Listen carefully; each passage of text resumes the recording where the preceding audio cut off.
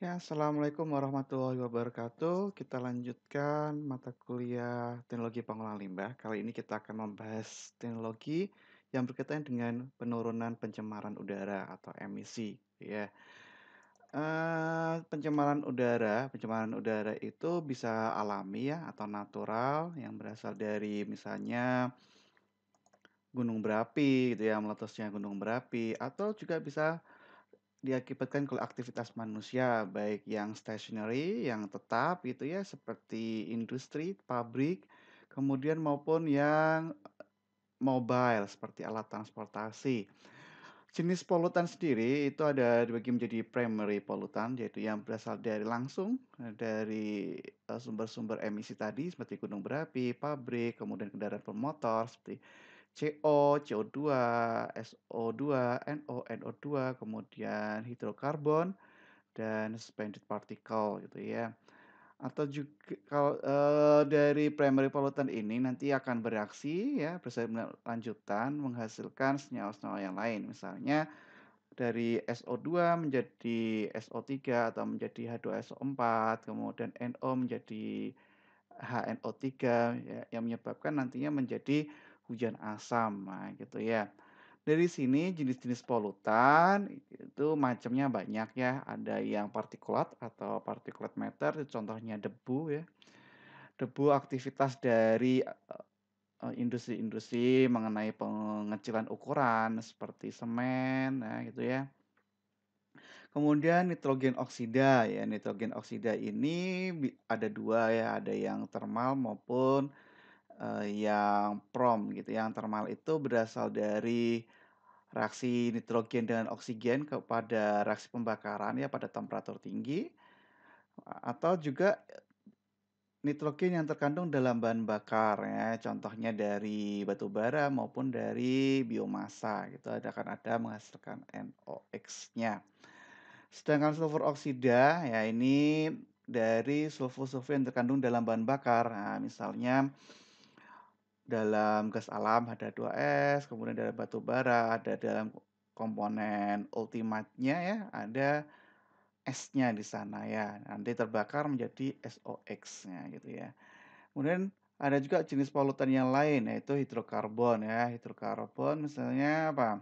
Metan ya, gas alam yang terilis atau keluar ke atmosfer itu juga menjadi sumber polutan karena dapat menurunkan penipisan lapisan ozon atau juga, volatile organic compounds ya, contohnya misalnya, senyawa-senyawa kimia yang beracun, ya formaldehid, kemudian ya di industri-industri kimia ya.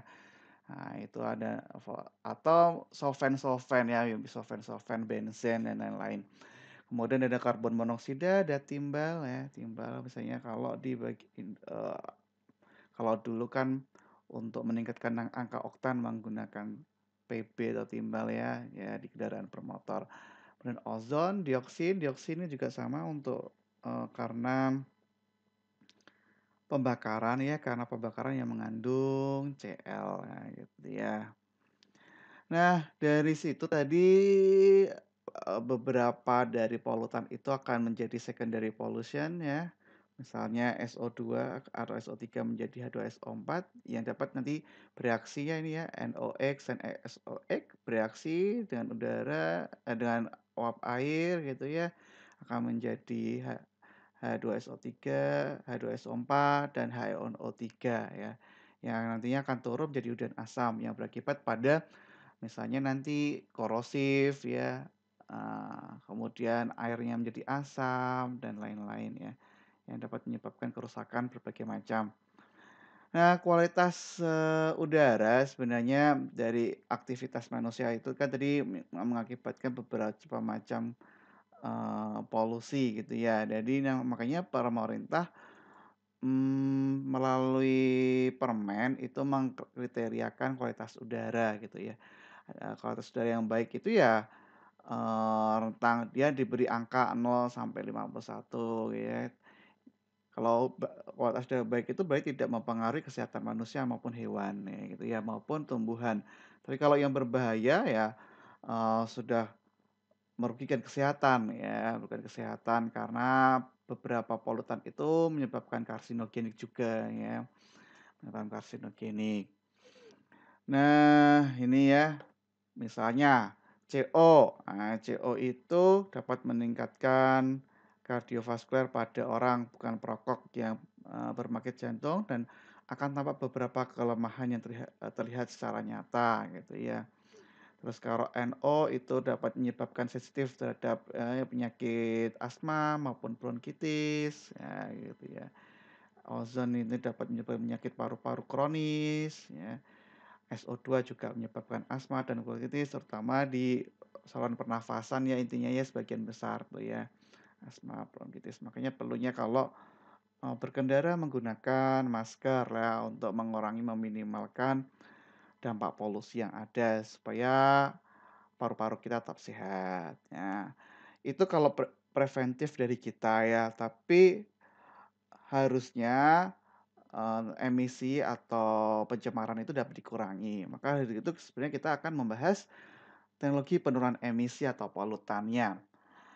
Yang pertama, tadi untuk partikulat matter ya atau debu. Nah, ini karena aktivitas-aktivitas pengacilan ukuran ya, misalnya di industri-industri, padat ya, misalnya semen gitu ya. Ada cyclone ya, jenisnya ada cyclone ya, scrubber, electrostatic precipitator, ya, baghouse atau fabric victor. Nah, kalau cyclone ya ini sebenarnya ini udah dipelajari di mata kuliah penanganan bahan padat ya. Jadi kalau cyclone jadi nanti akan terjadi gaya sentrifugal, kemudian nanti partikelnya akan turun ke bawah. Kalau ini elektrostatik presipitator ya ini gambarnya nanti dengan menggunakan tenaga tegangan listrik jadi nanti akan ada partikel negatif ya, ion negatif nanti akan mengumpul kemudian nanti diganti ionnya akan maka nanti debunya akan turun ke bawah gitu ya. Kalau scrubber jadi nanti debunya akan tertangkap oleh aliran air. Nah, tertangkap oleh scrubbing dari airnya. Kemudian baghouse atau fabric victor itu biasanya dia untuk partikel yang sangat halus. Jadi cyclone itu biasanya pertama ya. Pertama itu kita menggunakan cyclone terlebih dahulu ya, kemudian baru nanti ke ESP atau ke eh, bag filter atau fabric filter. Ya. Ini contoh removal efisiensinya gitu ya. Kalau untuk ukuran yang kurang dari 2,5 mikron itu untuk cyclone itu ya sekitar hanya 10% saja ya gitu ya. Jadi untuk sangat partikel yang sangat halus. Tapi cyclone itu wajib ya untuk mengurangi beban ya. Jadi tidak langsung kita menggunakan fabric filter atau ESP. Biasanya pertama kali kita menggunakan cyclone terlebih dahulu karena efisiensinya sekitar ya bisa sampai 80% ya, 70-80%. Nanti partikel yang besar akan turun ke bawah, tinggal yang partikel yang sangat halus, misalnya kurang dari 10 mikron gitu ya. Nanti yang lebihnya dari 10 mikron adalah nanti dioperasikan menggunakan ESP atau yang menggunakan bag filter atau fabric filter. Nah, gitu ya.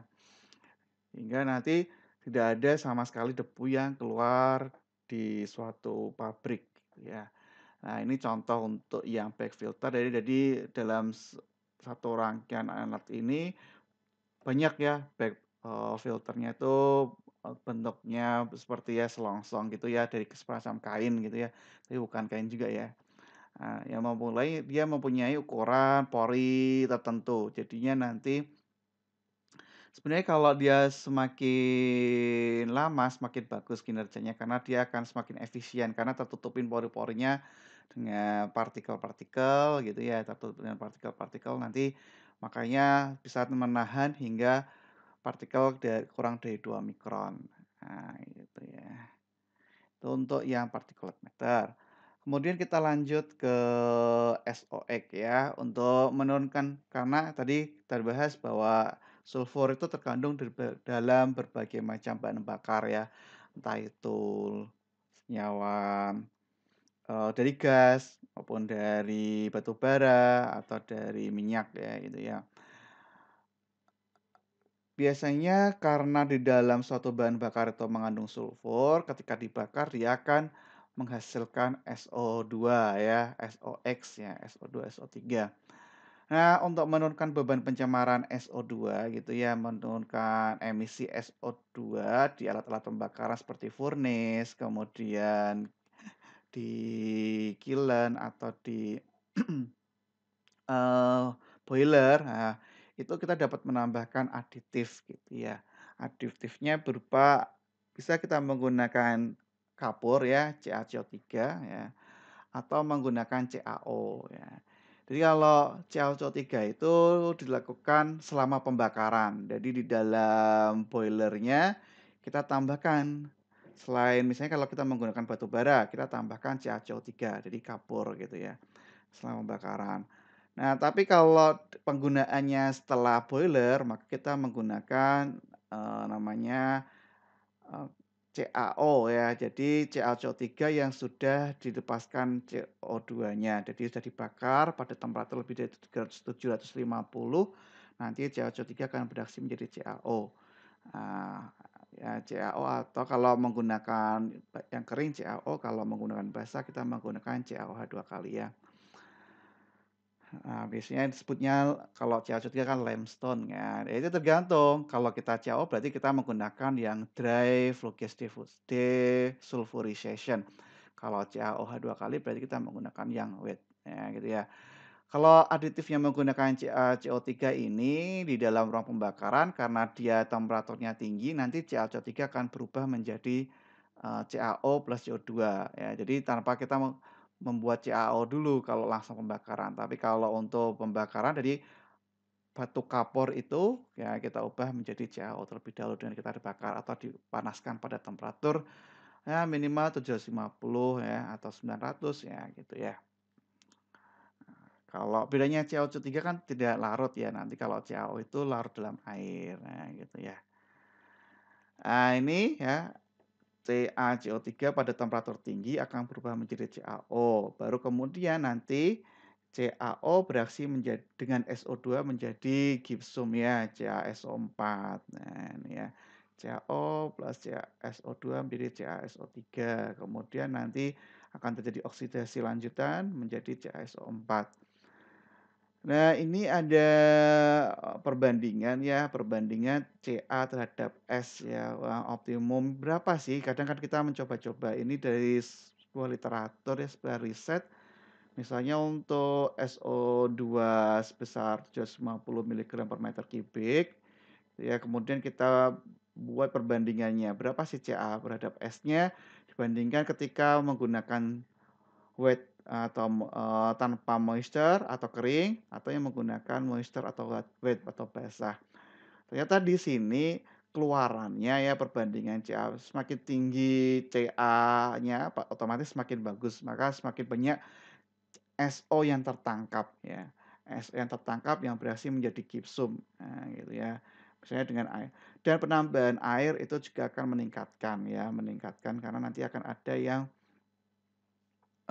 larut gitu ya, meningkatkan. Jadi di sini sekitar ya 2,5 perbandingan CA terhadap S-nya dengan moisture ya, dapat meningkatkan, mmm, pembentukan CaSO4 atau mengurangi, eee, timbulan SO2-nya. Nah, ini contohnya untuk yang pilot scale untuk MSWI atau Municipal Solid Waste Incinerator ya gitu ya.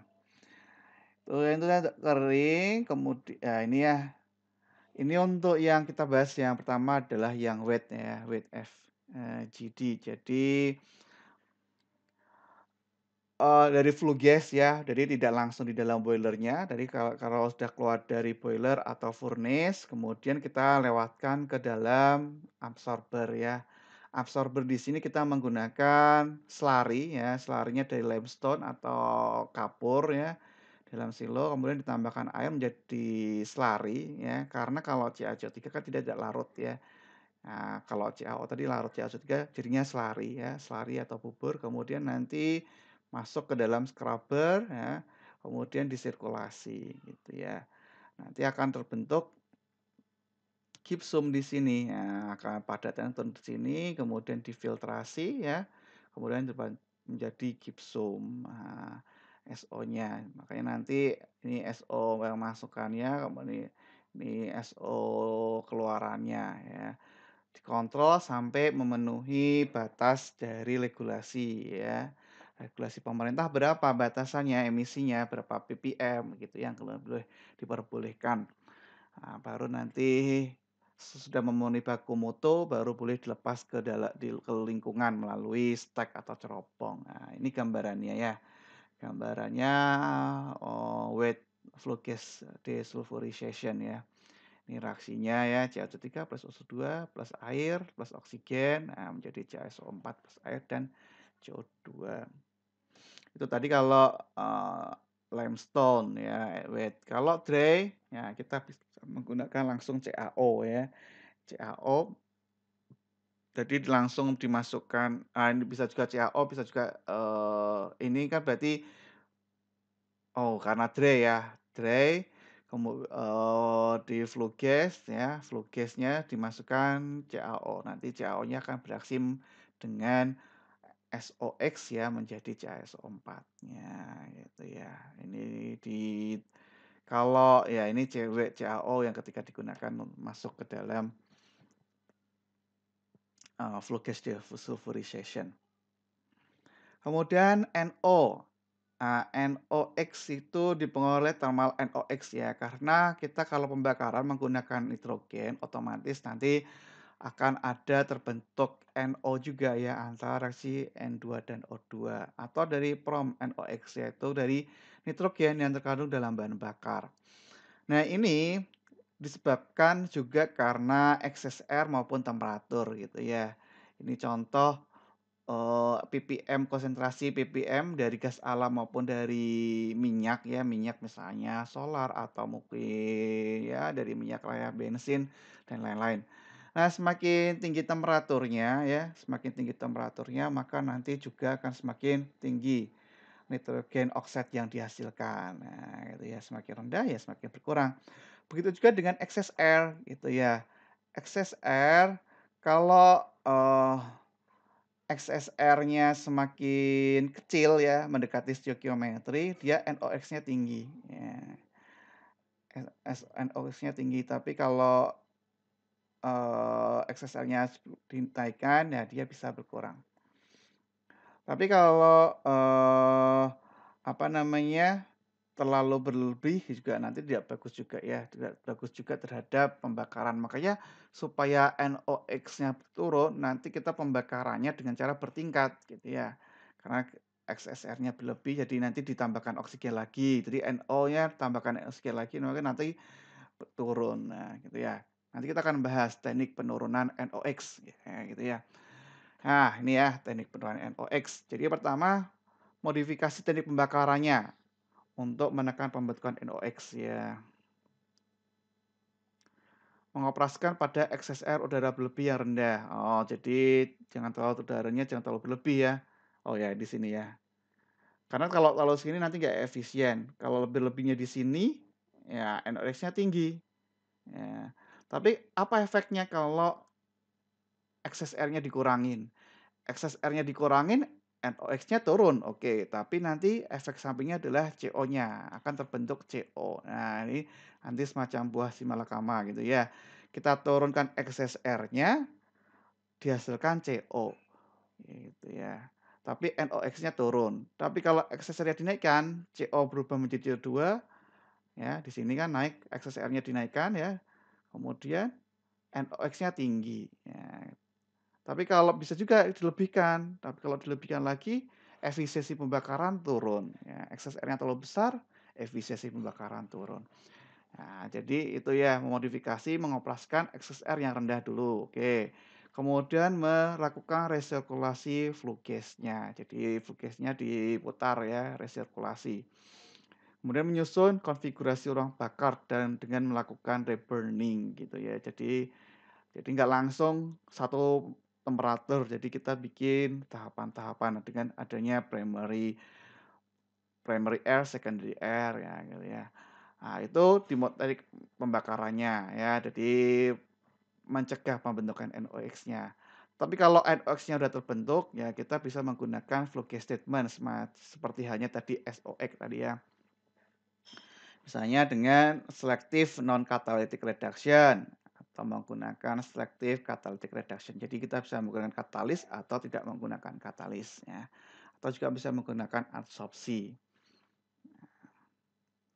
Ini ya, kita bahas yang pertama yang konfigurasi ruang bakar tadi ya. Nah, ini ya. Ini boiler ketika ada dibakar di sini ya bahan bakarnya maka akan terbentuk higher NOx ya. Ya, karena misalnya mendekati stoikiometrinya ya ketika lebih dari stoikiometrinya ya.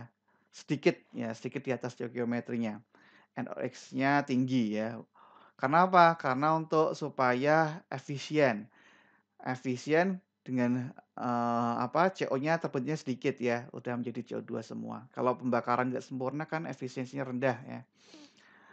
NOx-nya tinggi nggak apa-apa, jadi kita, yang penting efisien terlebih dahulu, NOx-nya tinggi nggak apa-apa, kemudian kita reburn fuel. Jadi di atasnya reburn fuel, jadi kemudian nanti burn out air-nya di sini ya. Jadi untuk reburn zone ya, zona pembakaran ulang, maka nanti NOx-nya akan turun ya. Dari grafik tadi kan,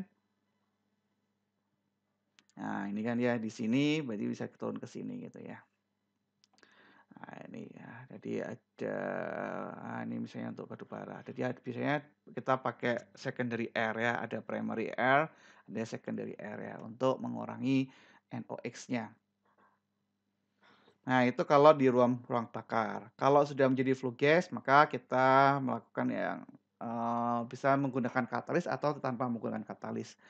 Nah, kalau menggunakan katalis tentunya temperaturnya akan lebih rendah gitu ya. Jadi menggunakan kita injeksikan amonia ya, maka kita mereaksikan NOx dengan amonia dengan menggunakan katalis. Nah, katalisnya bisa menggunakan titanium oksida, vanadium ya, TiO2, F2O3 ya gitu ya. Kemudian dengan promotor molybdenum LMO, maka nanti temperaturnya rendah bisa 285 sampai 400 ya untuk mengubah NOx menjadi nitrogen dengan menambahkan amonia.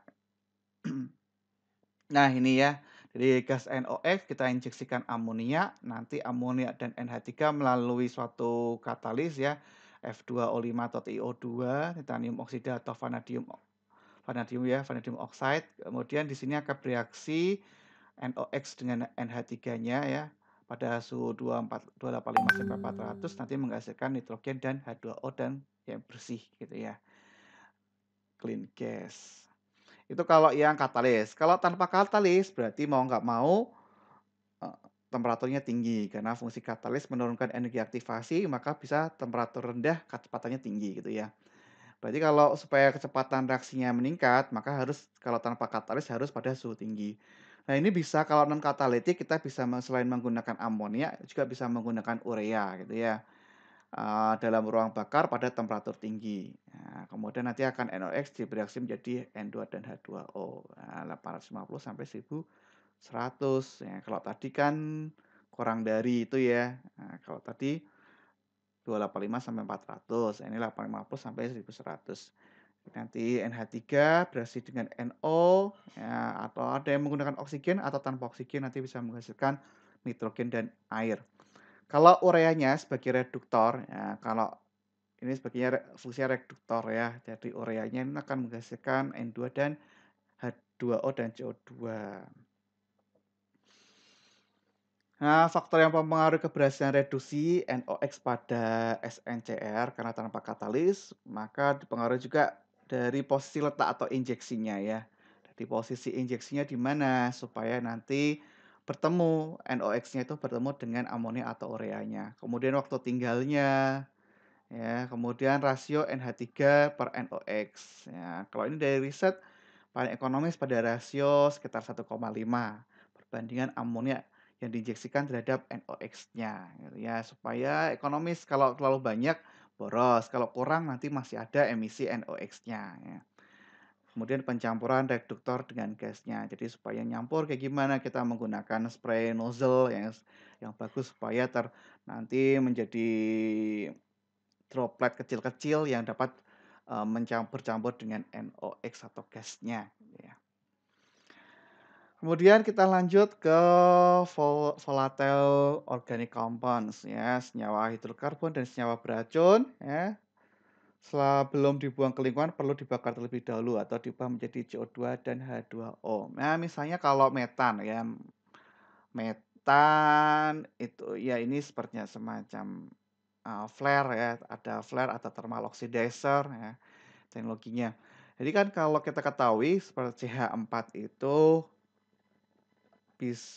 kalau efek terhadap rumah kaca bisa 21 ya, ada yang bilang 21, ada yang bilang 25 gitu ya, tergantung referensinya ya, terhadap penipisan lapisan ozon ya gitu. Jadi kalau CO21, CH4 itu 21 kalinya, itu.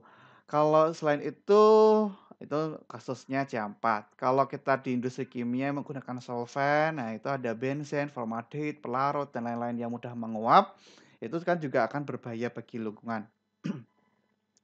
Apalagi nanti kalau terhirup sama manusia ya paru-parunya ya berakibat seperti asma, bronkitis tadi. Maka ada namanya teknologinya thermal oxidizer ya, thermal oxidizer. Nah, kalau temperatur tinggi ya seperti hanya kayak tadi ya, non katalik dan katalitik. Nah, thermal oxidizer atau catalytic oxidizer. Kalau tadi kan kalau NO tadi direduksi, ya, NO direduksi. Kalau ini hidrokarbon dan organic compounds gitu ya, yang mudah menguap, itu kita oksidasi ya. Kalau tadi reduksi, ini oksidasi. Kita bahas ya yang pertama, thermal oxidizer. Ya ini umumnya dioperasikan antara rentang 980 sampai 1200 derajat Celcius. Walaupun ignition temperature untuk pembakaran benzen metan itu kurang dari itu ya, tapi untuk menjaga ya supaya benar-benar terbakar. Nah, ignition temperature itu kan ketika titik mulai dia terbakar gitu ya. Misalnya berapa sih ini ignition temperature? Biasanya cuma ratusan atau 200 sampai 300-an gitu ya untuk benzen ya gitu ya, ignition temperature-nya dengan oksigen. Nah, itu kita kalau thermal oxidizer dibikin lebih tinggi rentangnya di atasnya ya, supaya benar-benar nanti terbakar sempurna lah, jalur udaranya sekitar sekian. Nah, ini ada yang direct fire thermal oxidizer, ada yang regenerative thermal oxidizer, atau ventilation air methane thermal oxidizer. Banyak ya. Ini gambarannya, gambaran luarnya ya. Jadi ini chimney atau stack-nya ya. Kemudian yang ini adalah nanti bagian untuk mengoksidasinya, ruang oksidasinya. Nah, ini ya contohnya, regenerative thermal oxidizer ya. Ini udara disuplai dari sini, kemudian di sini ya. Nah, ini natural gas atau fuel train atau misalnya dari yang mengandung benzen, udara yang mengandung benzen dimasukkan ke sini gitu ya. Mudah dibakar ya, dibakar di sini, ya, kemudian nanti baru dilewatkan sini, masuk ke sini ya, baru ke stack-nya. Nah, ini juga sama ya, jadi diputar-putar terlebih dahulu, itu udara masuk sini, kemudian natural gas fired burner, ya, ada combustion chamber-nya di sini, ya di sini baru ke sana gitu ya. Itu ya gambaran thermal oxidizer tanpa ada katalis, jadi pada suhu tinggi saja. Nah, kita harus mengatur suhu yang kita atur berarti bahan bakar dengan udaranya ya. Ini untuk catalytic oxidizer ya, bisa beroperasi lebih rendah dari temperatur ignition-nya, yaitu ya thermal ya, bisa sekitar ini setting 260 sampai 1000. Jadi misalnya kalau ignition temperaturnya 600, ya itu bisa lebih rendah lagi ya, adanya katalis. Sebenarnya mirip kayak yang tadi, cuman kita tambahkan katalis saja gitu ya, dengan thermal oxidizer. Jadi sebenarnya bisa Eee, awalnya thermal oxidizer bisa kita bikin catalytic oxidizer, ya gitu-gitu ya, atau bisa sebaliknya.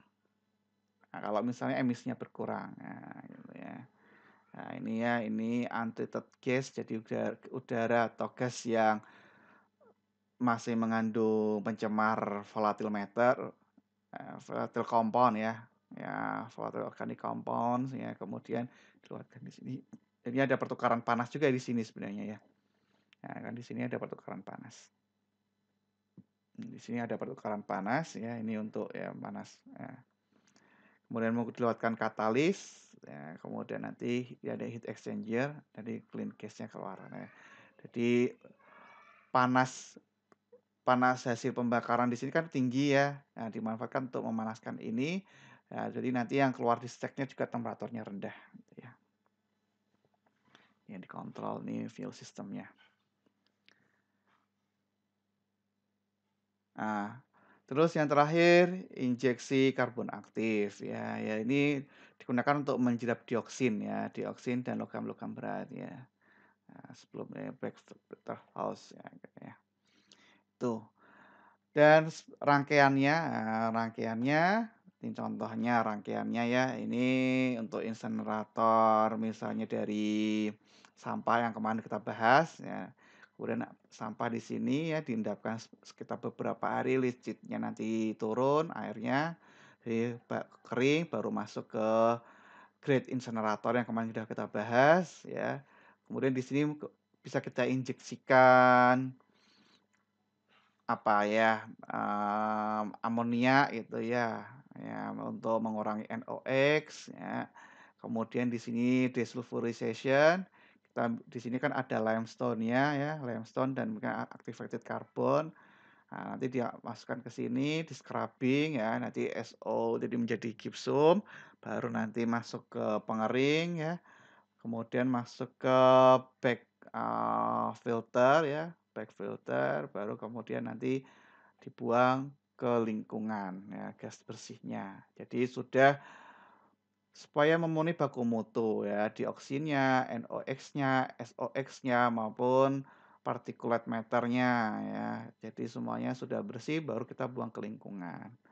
Nah, ini contoh untuk, PLTSA yang kemarin kita bahas gitu ya. Dan di sini nanti udah apa namanya, pembakaran ya, hasil pembakaran dimanfaatkan untuk membangkitkan steam ya, steam-nya nanti untuk memutar generator ya gitu ya. Nah ini bagian kemarin kita membahas bagian sini ya, bagian inseneratornya ya, ini kita ke bagian bahas mengenai, flue gas treatment-nya. Mungkin itu saja untuk mata kuliah kita kali ini, minggu depan kita akan lanjutkan lagi ya. Wassalamualaikum warahmatullahi wabarakatuh.